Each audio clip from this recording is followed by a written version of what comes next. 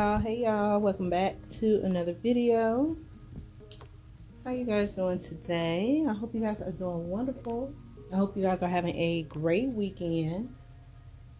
Y'all, it's been cold here.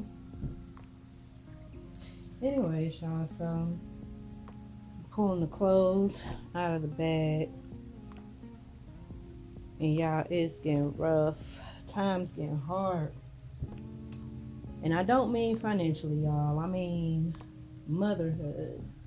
Okay? So, Thursday, about around 8 o'clock or so at night, Olivia's teacher, or counselor rather, gave me a call to let me know that there's a little boy at her school that's been putting his hands on her. Apparently they've been, well, according to the little boy, this is what the lady was telling me, because she only got a chance to talk to him, but according to him, they you know how kids play fight and all that stuff, so apparently they play slap each other, right? And you know, when I was listening to her, I was like, wow, because at first she was like, you know, I just wanted to reach out to the parent because the little girl that he was referring to is your baby. And I was like, oh, okay. And so she was like, well, according to him, he has told a teacher that I guess somebody had told or whatever, and the teacher asked about it. One of the other students, I guess, saw it happen and they said something, and I guess that's how word got to the teacher, and the teacher was talking to him, and he said that that happens quite often and that Olivia allows him to do that. So when I asked her about it, oh, not to mention that he's telling people that, or he told the teacher that that was his girlfriend. So, and that he stays in the same neighborhood. So when she said stays in the same neighborhood, that immediately, you know, of course everything else caught my attention, but I was like, stay in the neighborhood. That's what I was thinking. I didn't say it to her, but that's what I was thinking, because I was like, wait a minute. All of the kids in this neighborhood that are middle schoolers ride the same bus. So it's got to be one of the little boys that's standing outside waiting on the bus with all the other kids. So, you know, I'm asking Olivia about the whole boyfriend thing, because we've already talked about that, y'all. I've already told y'all that situation with, you know, no boyfriends allowed and stuff like that. And she said that that's not true. And I was like, okay. And I had told her, you know, what I was told by the teacher and everything. And she described, Olivia described the little boy that the counselor or teacher, the lady that I was speaking to, she described the little boy that the lady was referring to. So she was like, you know, the boy with the red jacket, he lied. What'd she say? She say, yeah, he did hit me in my face, but it didn't hurt that much, and that's why I didn't say anything. So I was like, oh Lord, okay.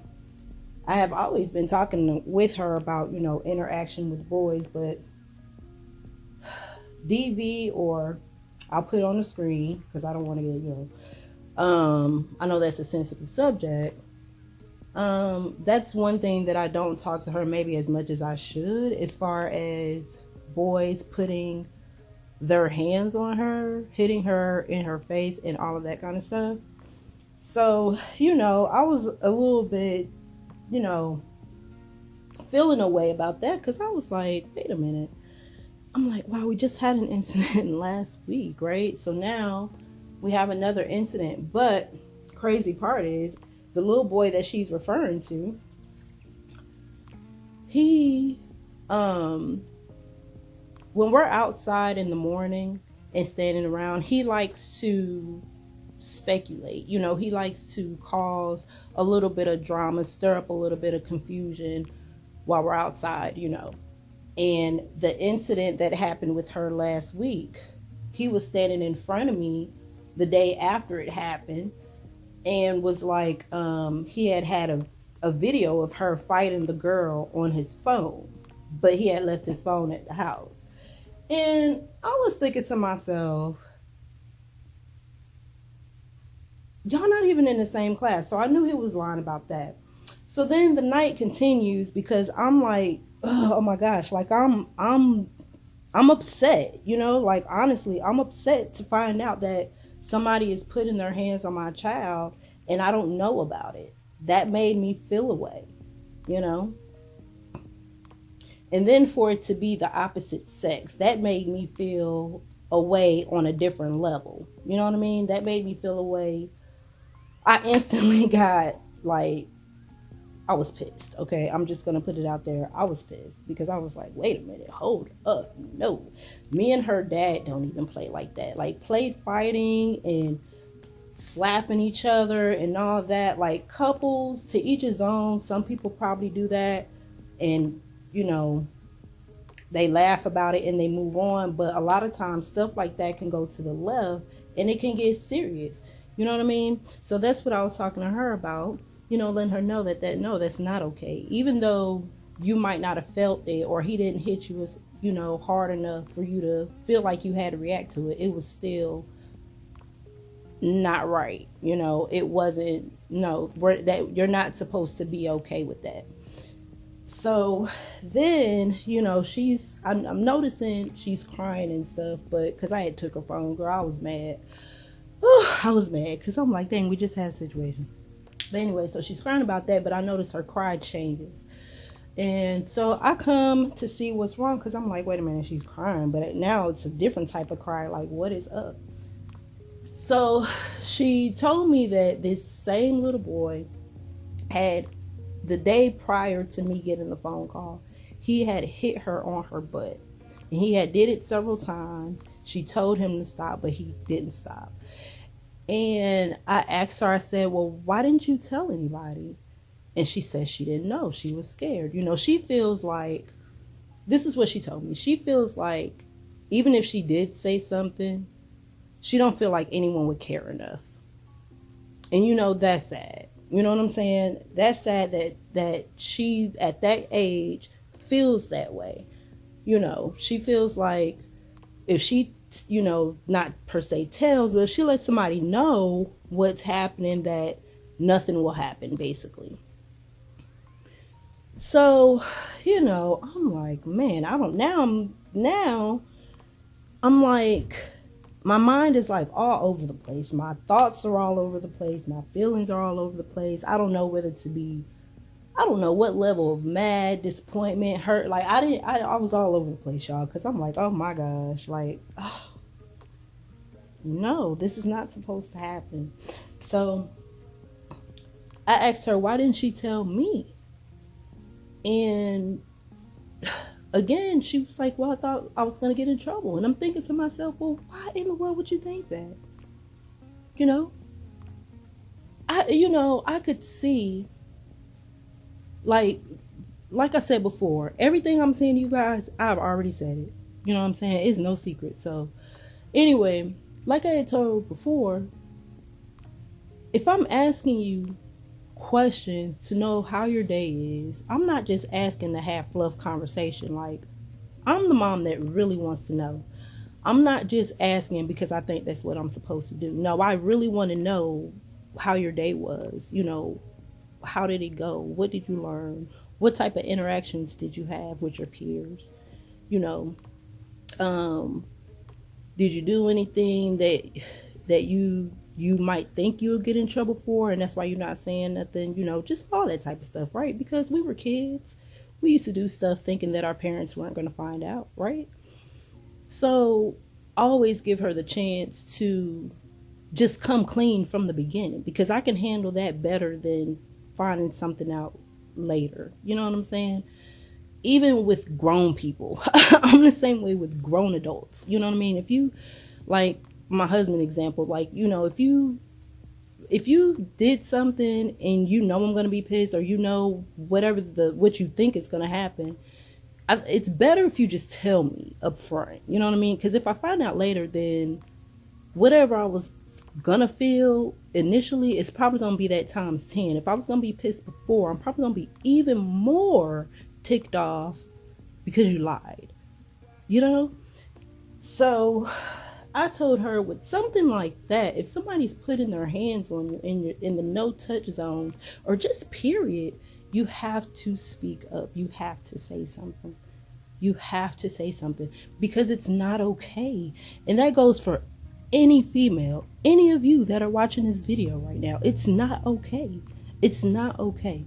You know, some males think that girls get off on that, and some might. Some might think that if you pat them on the butt, you think they think you find them attractive, or they, you know, whatever. There are girls that enjoy that type of attention, but it's not positive attention. You know what I'm saying? It's not the type of attention that you want. I tell her, don't be thirsty. You know what I'm saying? Not saying that she was. I'm just saying, don't be one of those females where you're thirsty for that type of attention. Don't, and then even if you're not thirsty for that type of attention, if you get that type of attention and it makes you uncomfortable, say something. If it becomes to a point where you can no longer feel like you can't mentally handle the situation on your own, or I don't even know if I'm saying that right, but tell somebody. Don't allow it to keep happening. So she did admit that, you know, maybe he didn't stop because she was telling him to stop, but she had a smile on her face. So maybe she gave him the impression that it was okay, even though she was saying it wasn't. And I said, okay, thank you for being honest, because that can happen. You know, you can just smile, just being nice because you don't want a confrontation. Like when men approach us, you know, and we smile and reject them, it's really because there's no shade or nothing, but maybe we're just really not interested, right? And you know, sometimes when you're smiling, it can be taken the wrong way, but dang, it's like catch-22, because if you're frowned, then you got an attitude, right?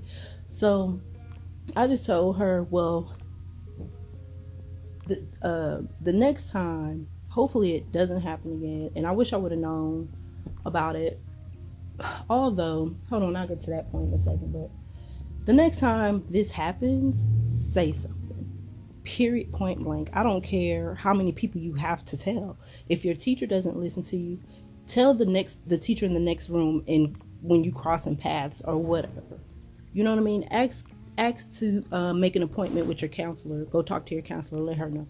You know, stuff like that. So hopefully when they go back on Monday, I don't know if the counselor is going to talk to her to get her side of what happened, to see, but she did tell me on the phone that, you know, they don't tolerate, you know, hitting and all that, which we already knew that from the last incident, but that she did suggest also that I talk to her more frequently about domestic violence, right? And I agree, you know, because I was so busy talking to her about how to avoid boys and their, you know, the little things that they do to get you to do things that you shouldn't be doing. You know, I do talk to her about how to be treated, but I guess I do need to talk to her more about, you know, what's not okay when it comes to the opposite sex or any sex putting their hands on you, right? So that's what's been happening. And what's funny is, because I was feeling, oh my gosh, I don't even know how to describe how I was feeling when I was going through all my emotions, because I was going through so many different emotions, because I was thinking about teenage pregnancy. I was thinking about all kinds of stuff, y'all. And you know what? Everything happens for a reason, because Wednesday, y'all know the Braves won the World Series or whatever, right? So there's APS schools, they're spread it out, you know, Atlanta Public Schools. So they sent out this thing Thursday saying that school was going to be closed Friday because they were doing like a parade or whatever. So I was like, you know what, everything happens for a reason, because if they had gone to school Friday, I would have been at the bus stop Friday